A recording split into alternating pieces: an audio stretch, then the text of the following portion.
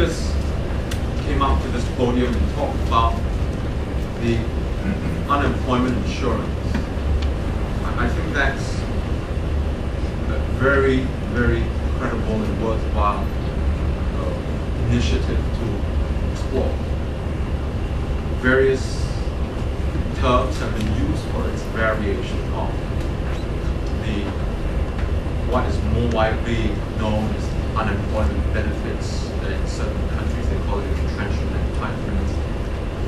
The idea is for workers who have been retrenched all of a sudden find themselves without work, without a salary.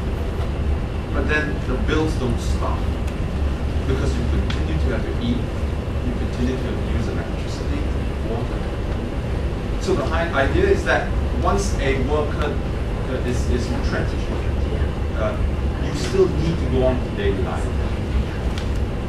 So rather than have a sudden cutoff where no income is coming in, unemployment insurance, then at least tie the retrenched worker temporarily so that the family, kids, don't find themselves in a situation that is completely unbearable and untenable. All this is social ramifications as well. Once you're out of the job, what happens? Financial pressures come in that affects the family affairs, relationship between husband and wife, and so on and so forth. So it has a lot of merit. Another idea that I think is very important, that I don't think is being canvassed enough, is minimum wage. And this is where, at a point where you say employers will not go below in terms of the amount that a worker is being paid. As you know, you have many Singaporeans here earning as little as what, $400, $300, $500 a month. How do you survive? Now, these two initiatives, or these two economic proposals, minimum wage, unemployment insurance, unemployment retrenchment, were both canvassed by the Singapore Democratic Party back in 2001 during the elections. It was 2 of 5 proposals that we put up. At that time, Mr. Lee Kuan Yew came up and published it and said, if you have these proposals, you will bankruptcy. Mr. Lim Hoon Kia, I believe, followed suit and said that these were unworkable. Now, think about it. Contrast it with what is happening today. How much would you spend if you really provided unemployment insurance, unemployment benefits? Because when you build into it, people still have to eat, people still have to buy things. It is turned back into the economy again. If you provide minimum wage, workers will still have that income, or at least a standard of income that will allow them to plow back their income into the economy. You won't go back. But contrast it with this. You take $100 billion or even more, take it and give it to a banker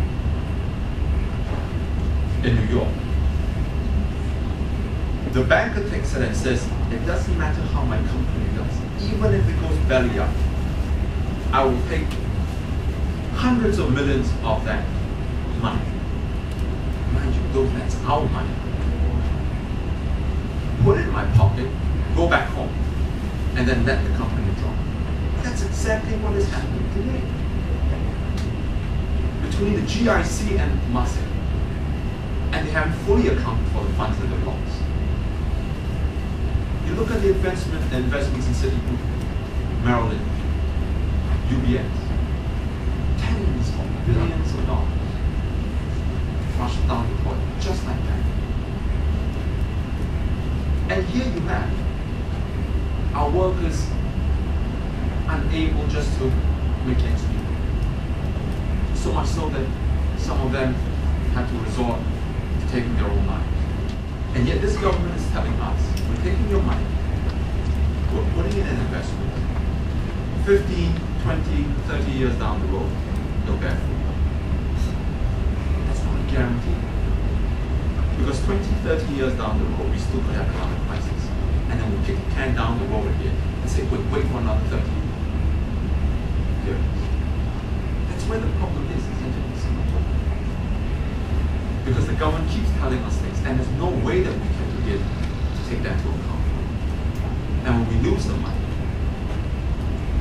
no one is held accountable. And then they come up with a fancy budget. We're going to plow $20.5 billion into the economy, whatever schemes that we want. My question is that, do you know if the money is going to be spent? How the money is going to be spent? Tell me, does anybody here know? So why do we take it? Why do we take it from this government when it tells us that something is they're going to do something that is actually done? So then it brings me back to this question. Can you really bifurcate? Can you really split economics from politics? A lot of times people tell me, look, we shouldn't confuse bread and butter issues with human rights. There's absolutely no way that you can really split the two. Because one without the other just cannot work. As I said, these are all very noble ideas, very credible ideas, economic ideas. But if you don't have the political means to communicate this to the people, to make them understand, and to give them a free and fair chance to vote for these ideas, to vote for whichever political party carries those ideas, then those economic ideas cannot be put forward. Can you imagine if Barack Obama had come to them and made all these beautiful proposals, and he wasn't given access to the national media, he was sued repeatedly.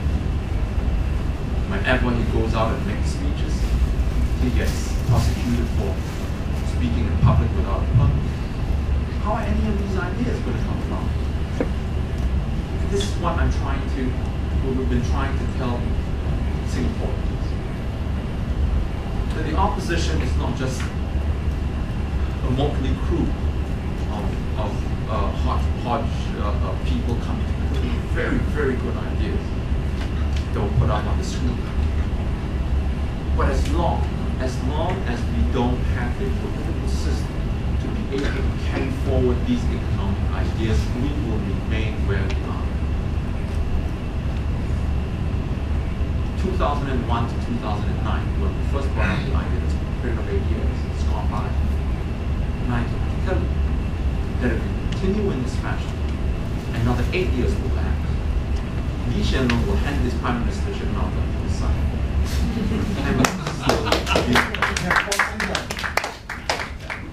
So, not wanting to be facetious about this, I come back again and say, let us get serious. Let us get serious about taking care of the political arrangements. And I can tell you that Singaporeans are very good. Singaporeans have got the alternative ideas. Given the political freedom, these economic ideas will rise.